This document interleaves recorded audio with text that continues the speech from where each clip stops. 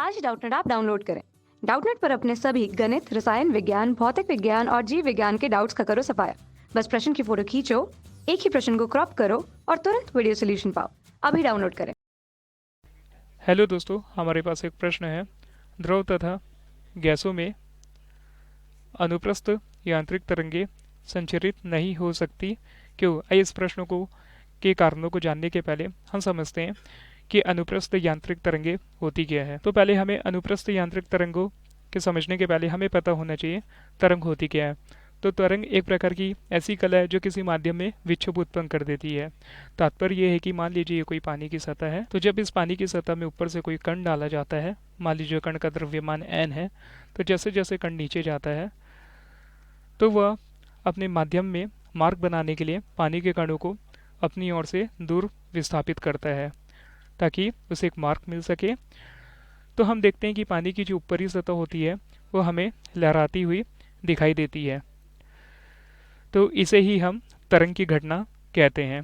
अब आइए हम समझते हैं अनुप्रस्थ यांत्रिक तरंगे होती क्या है। तो अनुप्रस्थ यांत्रिक तरंगों को हम समझते हैं। अनुप्रस्थ यांत्रिक तरंगे एक ऐसी तरंगे होती है जिसे एक स्थान से दूसरे स्थान में जाने के लिए माध्यम की आवश्यकता भी पड़ती है या किसी किसी परिस्थिति में माध्यम की आवश्यकता नहीं भी पड़ती। अगर हम उदाहरण की बात करें तो प्रकाश तरंग जो होती है उसे किसी भी प्रकार की माध्यम की आवश्यकता नहीं पड़ती, जो कि एक अनुप्रस्थ तरंग है। इसी प्रकार रस्सी की डोरी को खींचने पर जो उसमें तनाव उत्पन्न होता है, तो उसमें एक प्रकार का माध्यम के द्वारा कण में कंपन या विक्षेपण होता है, जो कि एक अनुप्रस्थ तरंग के रूप में माना जाता है। तो आइए देखते हैं अनुप्रस्थ तरंग होती क्या है। तो जैसे कि मान लीजिए कोई माध्यम है, ये माध्यम के कण हैं, इनकी जो दिशा होगी तरंग संचरण की दिशा के लंबवत होती है। तो जब मान लीजिए ये किसी प्रकार की कोई डोरी है, तो जब डोरी को खींचा जाता है तो इसमें कंपन होता है, तो इसके जो कण होंगे ऊपर नीचे की दिशा में अपने आप को कंपन करते हुए विस्थापित करते रहेंगे। तो इस प्रकार अनुप्रस्थ तरंग को एक माध्यम प्राप्त होता है और वह अपनी गति को कर पाती है। तो प्रश्न में पूछा गया, द्रवों तथा गैस में अनुप्रस्थ यांत्रिक तरंगें संचरित नहीं हो सकती, क्यों?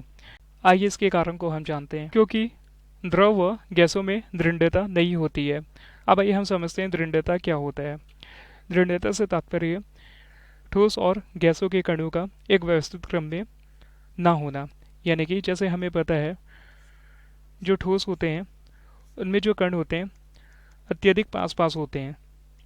इस कारण इन ठोसों की जो प्रत्यास्थता होती है वो द्रव और गैसों की अपेक्षा सर्वाधिक होती है, और इनके जो कण होते हैं एक व्यवस्थित क्रम में एक दूसरे से एकांतर क्रम में लगे हुए रहते हैं। लेकिन हम अगर द्रव की बात करें तो इनके जो अणुओं के कण होंगे वो दूर दूर होते हैं, यानी कि पास पास व्यवस्थित नहीं होते और एक निश्चित क्रम में भी नहीं होते।